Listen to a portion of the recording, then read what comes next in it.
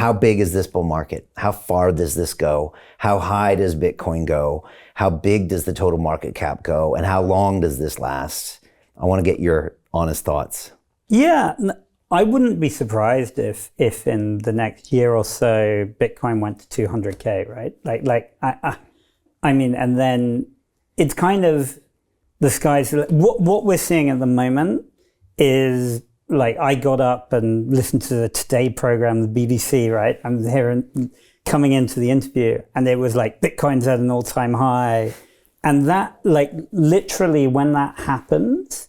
You have every media outlet in the world kind of magnifying this thing. And now you've got the ETF. So people can literally call up their stockbroker and get exposure to Bitcoin. So I think and I think what's been quite interesting, because this has been kind of an institutional driven rally, it hasn't been a retail-driven rally yet, right? Like I think now, as of this week, you're going to have your cab driver and whatever going, oh, you're in crypto. What's going to happen with Bitcoin? Obviously, like it could go down, and like the thing is, it is a very like, even though like it's a scarce asset.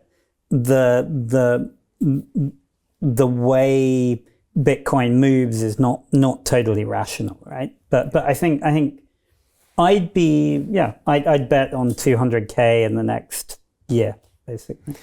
Yeah. First of all, it's not a rational asset, and I traded everything under the sun on Wall Street. I traded bonds and futures and commodities and stocks, and nothing compares to the volatility in crypto. I mean, it'll literally make you want to cry and call your mama on those days. I mean, it's just, I don't think the human brain will ever be able to comprehend the volatility of something like crypto. And the human brain is just not built to comprehend it or to even know how to trade it or position it correctly. You need high discipline, or you need some help with that, or you'll make bad decisions. You make bad decisions when things are good and bad decisions when things are bad. Yeah. I call it the get married in Vegas syndrome. When things are so good, you make bad decisions. But that being said, I agree. There's a lot further this market can go. The headline going around the world that Bitcoin is at a new high means retail is now going to come in. The question is how long does it take for that to hit the new high and then for us to come back down? I was interviewing the CEO of Rockaway X named Victor, and he has 3 tests to know when you're at the high. Number 1 is old friends from high school text you and say, hey, tell me more about that Bitcoin thing. Or he said it's even worse when they ask him about Ethereum Classic. So somebody from high school knows the name of some random coin. That's a bad sign. Sign number 2, your taxi driver is talking about crypto. Sign number 3 is you go to Bitcoin Miami and you go out to the club and every single table is buying bottle services and they're in crypto. So he said when they're all in crypto, he said that's the other sign of the top of the market. Anyways, it's a bit of a joke, but it kind of shows the top. Maybe it's total market cap. You know, right now we're at about 2.6 trillion. Some people are saying when it gets up to between 5, 6, 7 trillion, it's natural times for a sell-off. I guess we're going to have to see what happens.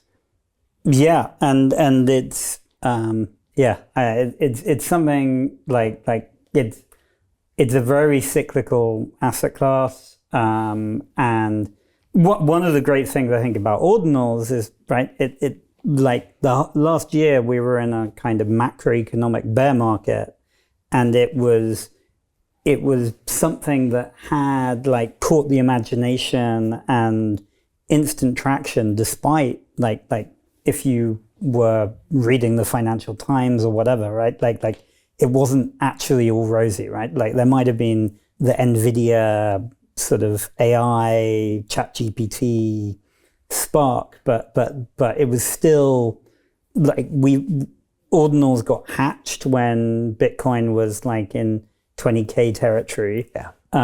And everyone's been building there and trying to figure out how to make it more robust. And now I think it's a great time to capitalize on that and hopefully learn enough of the risk management lessons that everyone gets taught every cycle in crypto, but it's always different. To continue watching the rest of the episode for free, visit our website londonreal.tv or click the link in the description below.